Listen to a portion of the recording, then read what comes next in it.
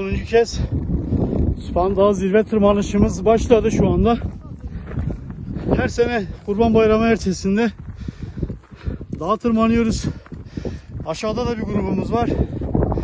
Amacımız Van Gölü Havzası'nın güzelliklerine olan, ülkemizin 3. en yüksekte olan Süphan Dağı'na tırmanış yapmak. Aynı zamanda Van Gölü'ne de dikkat çekme. Çünkü Van Gölü kapalı bir havza, korumamız gerekiyor.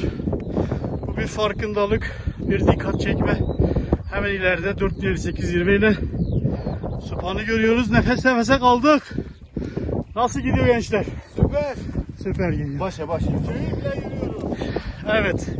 Buradan herkese, Van Gölü etrafında yaşayan herkese selamlar.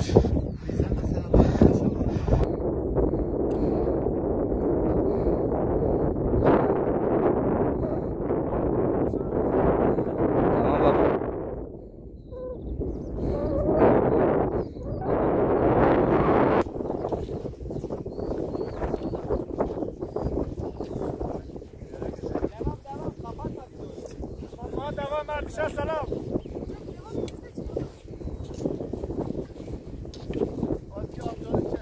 Van Gölü kirlenmesin, fabrika kalsın.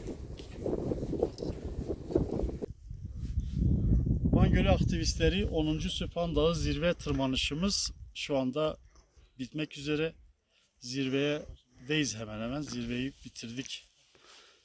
Çok mutluyuz, heyecanlıyız çünkü Van Gölü Havzası'nın en güzel dağı, en yüksek dağı olan Süphan Dağı'nda 10. kez burada zirve yapmamız aktivistler adına gerçekten gurur verici.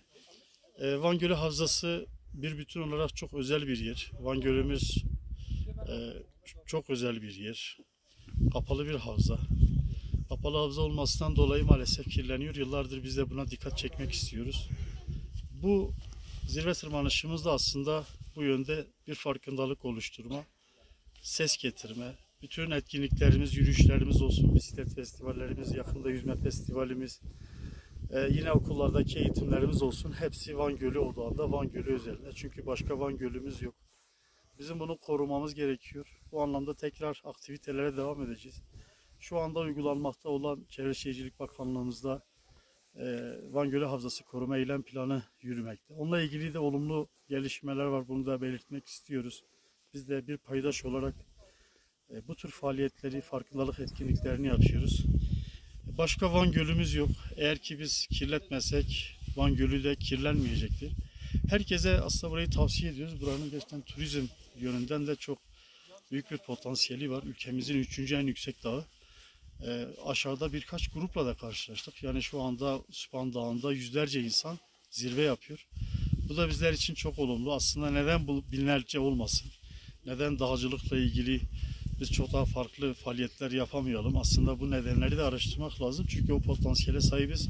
Havzanın tümünde Nemrut'tan, Süphan'dan, yine yakınımızda Esrük Dağı'ndan, Erek Dağı'ndan, Artos Dağı'ndan olmak üzere birçok dağımız, zirvelerimiz var ve özel ve Van Gölü manzaralı, çok özel manzaraları var.